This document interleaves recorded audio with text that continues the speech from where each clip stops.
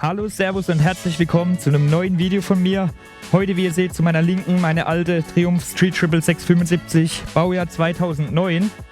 Und zu meiner Rechten haben wir heute die Triumph Street Triple 765 RS. Die wurde mir heute zur Probefahrt zur Verfügung gestellt von Triumph Karlsruhe.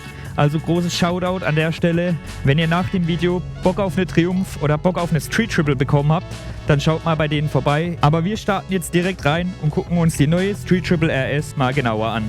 Also was direkt als erstes natürlich ins Auge sticht, ist der Street Triple typische Doppelscheinwerfer. Wir haben hier damals noch den runden und heute irgendwie insektenförmig aggressiv aussehender LED-Scheinwerfer. Hat sich ja über die Jahre immer mal ein bisschen geändert, von rund über eckig. Und jetzt sind wir eben hier angelangt. Sieht, finde ich, sehr gut aus und von der Lichtausbeute kann ich schon mal vorwegnehmen, ist der auch sehr gut. Ein Kumpel von mir hat nämlich den an die alte dran gebaut und der macht wirklich sehr, sehr gut Licht. Wenn wir schon hier vorne sind bei der Gabel, das ist eine Showa, 41 mm Upside Down, Federgabel, voll einstellbar. Bin ich nachher sehr gespannt, wie die performen wird, weil das ist, finde ich, bei meiner alten ein Bauteil, wo auf jeden Fall verbesserungswürdig ist. Zu den Bremsen, wir haben ja Brembos Dilemma, 4 Kolben radial verbaut und auch eine radiale Bremspumpe, auch von Brembo. Also das sind Premium-Komponenten, die werden richtig zubeißen, da bin ich mir sicher. 2x 310 mm Scheibe vorne drauf. Also da ist die Bremsleistung auf jeden Fall garantiert. Um das Fahrwerk kurz abzuschließen, hinten haben wir ein Öhlins STX 40 Federbein verbaut, auch voll einstellbar, also Federvorspannung, Zugstufe, Druckstufe, alles komplett einstellbar. Das Werkzeug, um das Ganze einzustellen, das befindet sich hier hinten unter dem Sitz. Und zwar haben wir hier verschiedene Imbusschlüssel, Schraubendreher, Schraubenzieher, um das Ganze oben eben an der Gabel einstellen zu können. Machen wir heute aber nicht. Wir lassen das jetzt mal auf Standard und schauen uns mal an, wie das taugt. Also die ist ja auch recht sportlich ausgelegt. Das sehen wir am Motor, nämlich am Herzstück von dem Ganzen. Der stammt nämlich aus der Moto 2 ursprünglich und hat jetzt 765 Kubik, 130 PS und 80 Newtonmeter. Das sind ganze 25 PS mehr im Vergleich jetzt zu der alten und 12 Newtonmeter mehr Drehmoment und das bei fast gleich gebliebenem Gewicht. Also die wird hier angegeben mit 188 Kilo vollgetankt und die alte meine ich mit um die 183 Kilo. Also gewichtsmäßig hat sich da fast nichts getan. Die Leistung ist aber nach oben gegangen und da freue ich mich schon drauf, wie der Motor nachher performen wird. Unter dem Motor bzw. leicht hinter dem Motor sitzt jetzt der Auspuff, wie auch schon aus der zweiten Generation Street Triple bekannt. Den Underseat-Auspuff, dieses 3 in 2, was wir hier bei der 2009er haben, beziehungsweise bei der ersten Generation. Das gibt es leider nicht mehr. Hat mir optisch bei der immer sehr gut gefallen, muss ich sagen. Sieht jetzt hier auch nicht schlecht aus, aber was das Ganze soundtechnisch macht, das schauen wir uns auch direkt mal an, indem wir einen Soundvergleich von den beiden machen.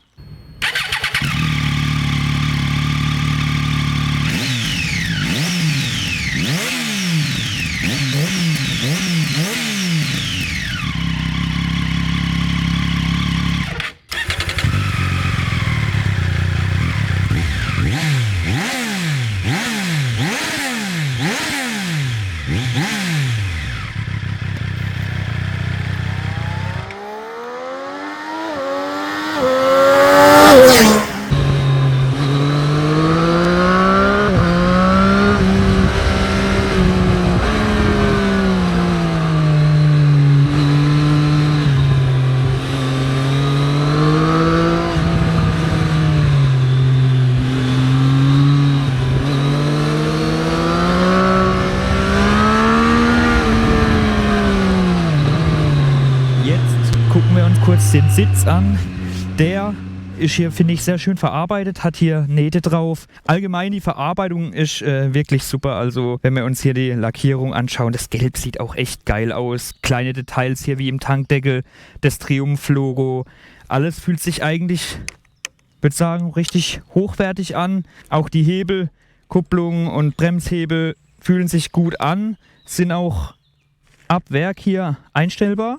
Lenkerinnenspiegel haben wir auch standardmäßig verbaut. Zum Sitz noch ganz kurz, der fällt so leicht schräg ab. Das sieht man von der Seite jetzt, dass er so leicht schräg nach vorne fällt. Und er ist ganze 4 cm höher als bei der alten. Die hatte, meine ich, um die 80 cm Sitzhöhe.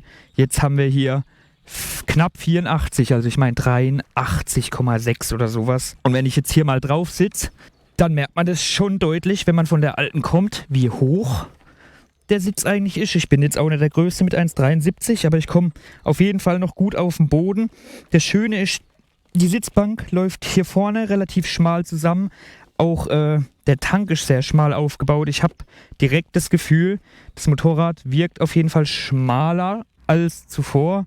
Die Sitzhaltung ist jetzt halt eben ein bisschen mehr nach vorne gebeugt. Man kann sich hier entscheiden, wenn man etwas nach hinten rutscht, sitzt man eben mehr nach vorne, weil der Sitz nach hinten höher wird. Der Lenker ist breiter und flacher geworden, also man sitzt auf jeden Fall deutlich vorderradorientierter, als man es jetzt von der ersten Generation kennt. Aber immer noch relativ, ja, ich würde jetzt nicht sagen neutral, also schon sportlich. Aber wenn man ganz nach vorne rutscht an den Tank ran, dann kann man doch eine einigermaßen gerade Sitzposition einnehmen. Man hat auf jeden Fall mehr das Gefühl, dass man jetzt auf dem Motorrad drauf sitzt. Und bei der alten ersten Generation sitzt man, finde ich, ein Stück mehr drin.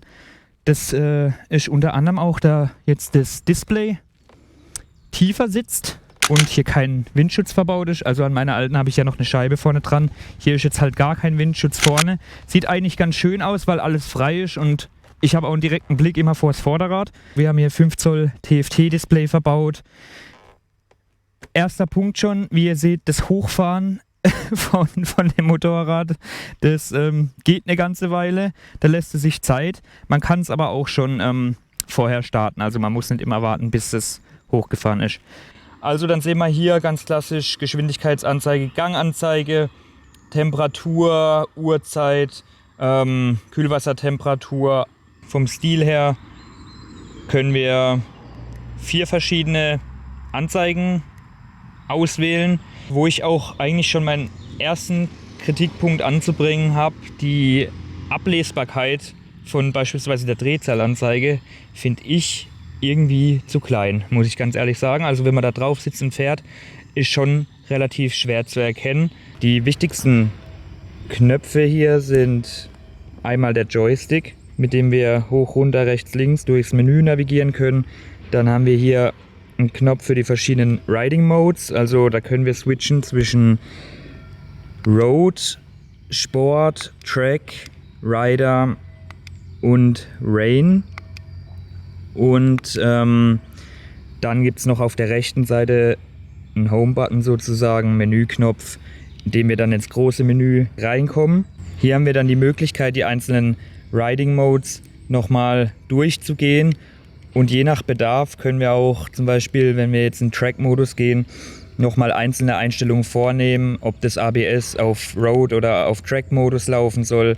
Das Mapping können wir anpassen, die Traktionskontrolle und das auch alles hier wieder zurücksetzen. Dann können wir bei Motorrad-Setup den TSA, den Triumph Schaltassistent, also den Quickshifter sozusagen aktivieren oder auch deaktivieren. Blinker gibt es eine automatische Rückstellung. Wenn man das hier auf fortgeschritten stellt, dann meine ich, macht er automatisch nach 3-mal Blinken, schaltet er dann den Blinker automatisch wieder aus. Kann man auch manuell einstellen. Traktionskontrolle hier, klar, können wir aktivieren, deaktivieren. Und Inspektion zeigt uns einfach nur an, wann die nächste Inspektion ist. Bei Bordcomputer können wir uns die Trips hier wieder resetten. Und im Display-Setup können wir die ganzen verschiedenen Farben, Helligkeiten, die Einsätze, also was angezeigt werden soll, im Display ein- und ausschalten. Bei Gangwechsel können wir uns hier einen Schaltblitz anzeigen lassen. Bei Benutzer definiert entweder hier eine Umdrehungszahl selber wählen oder das Ganze auf Standard lassen. Ja, Sprache ist klar, Einheiten ist klar, Uhr und Datum auch selbsterklärende Dinge. Dann haben wir noch einen Lap-Timer. Und wir können das Ganze auf die Werkseinstellung zurücksetzen. Also das Ganze ist sehr intuitiv aufgebaut, mit diesem Joystick auch wirklich gut bedienbar. Was mich noch ein bisschen stört, ist, dass ich während dem Fahren kann man zwar durch die einzelnen Modes navigieren, aber ich kann alle auswählen bis auf Track. Track kann ich nur auswählen, wenn das Motorrad tatsächlich sich im Stand befindet. Muss man halt kurz anhalten und dann in Track-Modus gehen. Und ja, wie gesagt, bei den einzelnen Modes, da gehe ich vielleicht später nochmal drauf ein, wenn wir dann fahren, habe ich hier je nachdem natürlich eine geänderte Traktionskontrolle. Das ABS ändert sich, greift entweder früher oder später. Also bei Rain greift zum Beispiel richtig früh ein. Und im Track-Modus gibt es einen extra Track-ABS-Modus. Da greift es dann relativ spät und auch die Traktionskontrolle regelt hier relativ spät. Was ich eigentlich sehr cool finde, dass man hier diese verschiedenen Einstellungsmöglichkeiten hat, ohne dass es zu kompliziert wird. Kommen wir jetzt endlich zur Probefahrt. Was einem hier direkt auffällt, wenn man losfährt, ist die smoothe Gasannahme. Die ist richtig schön weich. Im Gegensatz jetzt zur älteren Triple auch. Wer die schon mal gefahren ist, der weiß, dass die erste da ziemlich hart am Gas hängt und gerade bei Lastwechsel sehr sensibel reagiert. Das habe ich jetzt hier gar nicht. Also die Gasannahme ist schön smooth. Wir sind aber auch im Road-Modus. Das heißt, da ist alles noch mal ein bisschen smoother abgestimmt. Das Handling ist super leicht. Die geht hier direkt schön in die Kurven. Was wir natürlich auch verbaut haben, ist ein Quickshifter,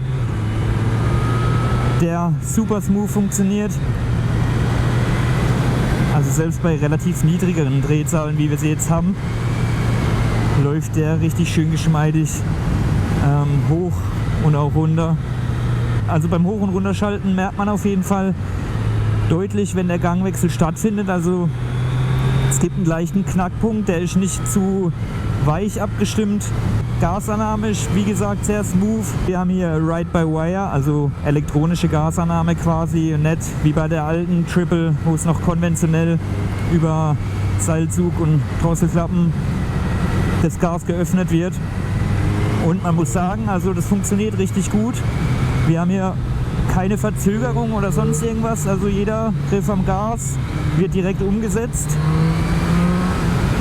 Und man spürt halt schon, wie der Dreizylinder aus der Mitte rausdrückt. Das ist auf jeden Fall crazy. So wie man es eigentlich von der alten gewohnt ist, aber halt eben noch einen Ticken mehr. Also ich denke, die 130 PS Spitzenleistung, die merkt man natürlich erst bei höheren Drehzahlen, aber das Drehmoment, also quasi die 100 Kubik, die sie im Gegensatz zur alten mehr hat, die sind schon deutlich spürbar und man merkt natürlich auch, dass es ein modernerer Motor ist.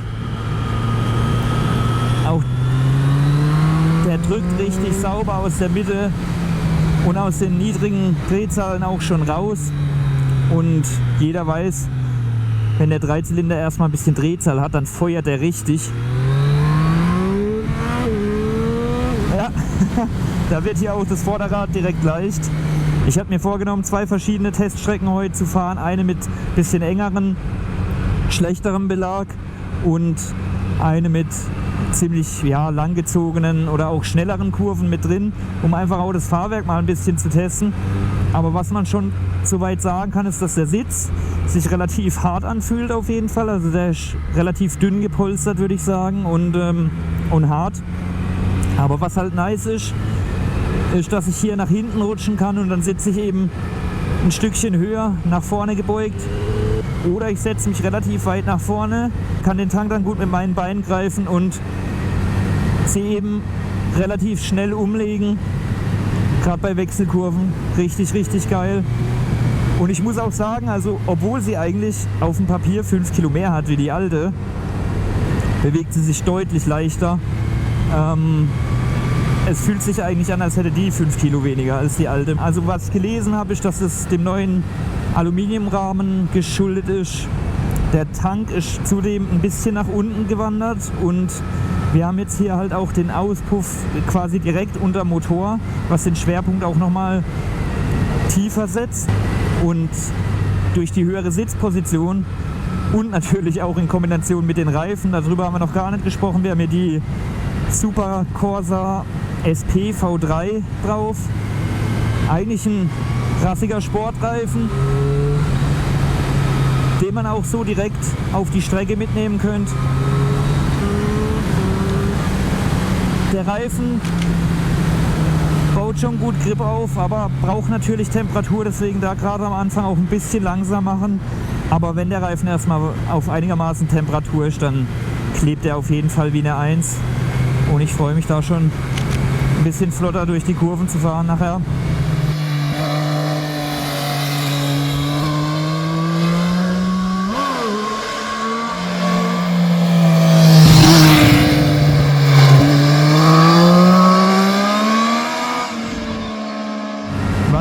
Vielleicht ergänzend zum Soundcheck, wo wir eben gemacht haben, sagen lässt. Also man muss schon sagen, dass der während dem Fahren relativ gut hörbar ist. Dadurch, dass der Auspuff ja jetzt quasi rechts direkt neben dem Ohr liegt, ist er, obwohl er ja auf 95 dB Lautstärke nur angegeben ist, ja, relativ gut hörbar. Und wir haben halt das Triumph-typische Pfeifen vom Motor immer noch. Ich denke, man hört es auf dem Video wahrscheinlich nicht mehr so gut. Ich würde auch sagen, das ist ein Ticken leiser geworden. Also das kommt mir bei meiner alten deutlich lauter vor. Und auch der Sound aus der Airbox raus, der ist noch da. Aber eben nicht mehr so aggressiv, nicht mehr so laut, nicht mehr so roh, wie es damals natürlich bei Euro 3 war, das meine ich, ursprünglich war. Da sind wir jetzt bei Euro 5 Plus angekommen und da muss man halt leider Abstriche machen. Für mich macht Street Triple Sound eigentlich eine Mischung aus Auspuff, dann Airbox, Ansauggeräusch und eben dem Pfeifen vom Motor. Das ist so die Mischung aus den drei, bildet hier die komplette Soundkulisse und ich finde, die ist hier immer noch gegeben. Zwar ein bisschen verhaltener, aber sie ist auf jeden Fall noch da.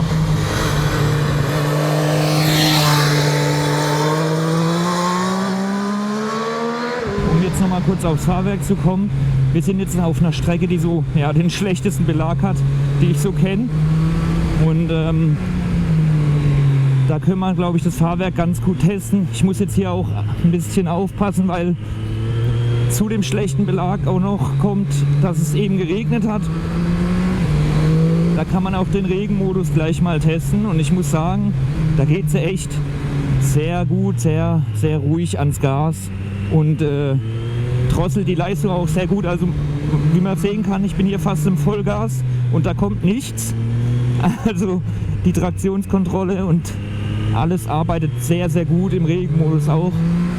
Ich habe ja eingangs schon kurz erwähnt, das Fahrwerk ist standardmäßig auf relativ straffer, relativ steifer Abstimmung und das merkt man auch ganz gut. Also man kriegt hier regelmäßig Tritte bei Schlaglöchern unten rein, die kommen ganz gut im Körper an. Dafür liefert es halt eine enorme Transparenz. Hier ist ein bisschen dreckig und wenn man sieht, wie eng ich hier um die Kehren rum kann, das ist halt auch sehr, sehr geil. Wie leicht da das Handling ist.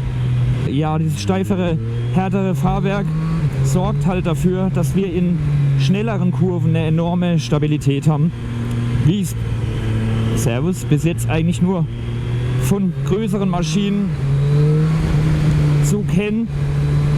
Also da leistet es wirklich sehr, sehr gute Arbeit. Ich werde auch vielleicht einen kleinen Clip hier einblenden, wie es bei sportlicher Fahrt aussieht, beziehungsweise ich habe die Strecke auch aufgenommen, wo es noch trockener war. Das Video wird noch kommen, also vergesst an der Stelle nicht den Kanal zu abonnieren. Man merkt halt, das ist eher auf sehr sportliche Landstraße oder Rennstrecke abgestimmt. Ich habe mit einem Kumpel geschrieben, der die Speed Triple hat und er meinte, dass die standardmäßig halt selbst mit Einstellungen, man kann sie ja ein bisschen weicher noch machen, aber standardmäßig sind die halt hart abgestimmt. Also das ist auf Sport, Landstraße, guter Belag, Rennstrecke und da liefern sie dann halt enorme Performance ab.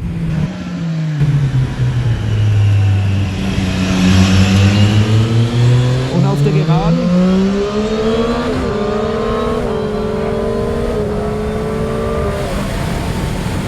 zieht sie wirklich schön sauber durch. Man hat hier eine enorme Handlichkeit, eine extreme Agilität. Die ist so leicht umzulegen. Du meinst eigentlich, es ist ein Fahrrad mit 130 PS. aber trotz allem ist sie nicht kippelig. Also sie wird nicht nervös. Sie liegt trotzdem sehr stabil, obwohl sie so leicht umzulegen ist. Da Hut ab, das haben die schon echt gut hinbekommen bei Triumph. Ich muss ja sagen, wenn man jetzt die alte erste Generation damit vergleicht, die ist halt von der Gabel und vom Federbein richtig auf der weichen Seite. Mit der hat man natürlich ein bisschen mehr Komfort, aber wenn Bodenwellen oder sonstiges sind oder härtere Schlaglöcher, dann hatte ich schon halt auch, als dass sie sich dann so ein bisschen hochschaukelt, dadurch, dass sie halt eben so weich ist. Und vom sicherheitstechnischen Aspekt und vom Performance-Aspekt ist das natürlich ganz klarer Sieger, das muss man natürlich sagen. So, was mir ein anderer Kumpel jetzt noch geschrieben hat, der die hier als Rennstreckenmotorrad auch hat, der hat gemeint, er hat mit der die gleichen Zeiten schon rausgefahren auf der Rennstrecke wie mit seiner Super Duke, mit seiner 1290er. Und das ist halt schon eine Ansage. Klar kommt es jetzt wahrscheinlich auch drauf wieder an, welche Strecken. Wenn wir viele Geraden drin haben, dann ist damit wahrscheinlich nicht so viel zu holen. Also ich glaube, der Topspeed liegt nur bei 220, 230 was rum. Das ist halt nicht allzu viel, aber auf der Landstraße natürlich mehr als ausreichend. Ich habe ja meine alte Triumph auch kürzer übersetzt. Da brauche ich den Schub von unten raus aus den Kurven. Da ist mir der Topspeed eigentlich relativ egal oder halt zweitrangig auf jeden Fall. Was ich noch ganz kurz sagen wollte, sind die Bremsen. Also die beißen halt enorm gut zu. Das ist wirklich krass. Ich kann hier mit einem Finger die Kiste relativ schnell zum Stehen bringen. Ich habe mich sogar erwischt, wie ich hier teilweise nur hinten bremse auf manche Kurven zu, weil es einfach von der Bremskraft schon ausreichend ist. Aber wenn ich hier vorne reingehe, also da kommt man direkt in den Stillstand. Was wir vielleicht auch noch ganz kurz machen können, ist ein 0 auf 100.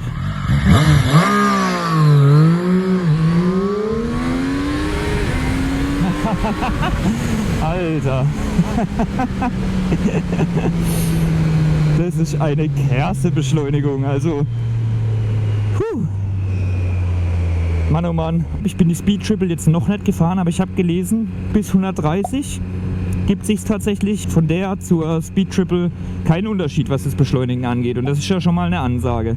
Ich müsste die Speed Triple mal fahren, kommt vielleicht im nächsten Video, um zu sehen, ob es wirklich nochmal ausmacht, da nochmal so krass viel Leistung drauf zu packen. Oder ob halt einfach weniger Gewicht, besseres Handling in dem Fall entscheidend ist und mehr Bock macht. So, um jetzt zum Fazit zu kommen, nach 3 Tagen, also einem Wochenende, Triumph Street Triple 765 RS, würde ich sagen, Leute, holt euch auf jeden Fall die Ducati Street Fighter V4. Nee, Spaß beiseite. Auch ein schönes Motorrad, aber um das soll es heute nicht gehen. Die Street Triple ist wirklich eine geile Maschine, also wirklich sehr, sehr gelungen.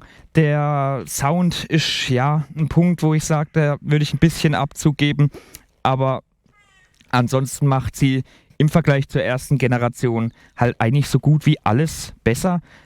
Ist ein topmodernes Mittelklasse Naked Bike, Fahrwerk, die Bremsen, die Leistung vom Motor, die Optik, die Verarbeitung ist alles richtig, richtig gut, richtig gelungen. Für 13.000 € steht sie beim Händler. Ihr könnt bei Triumph Karlsruhe vorbeigehen, wenn ihr jetzt Bock bekommen habt, auch mal eine Probe zu fahren. Ich bin wirklich dankbar fürs Vertrauen und für den Spaß, den ich dieses Wochenende mit diesem Bike haben durfte. Wenn meine alte, die jetzt 92.000 Kilometer auf der Uhr hat, irgendwann aufgeben sollte, dann habe ich jetzt, glaube ich, einen wirklich würdigen Nachfolger dafür gefunden. Also Leute, jetzt seid ihr dran. Schreibt mir gerne mal in die Kommentare, was ihr von dem Bike haltet. Seid ihr sich schon Probe gefahren? Habt ihr vielleicht eine? Haut es mir da gerne in die Kommentare. Wir sehen uns im nächsten Video wieder. Bis dahin, Leute, macht's gut. Ride safe, haut rein und tschüss.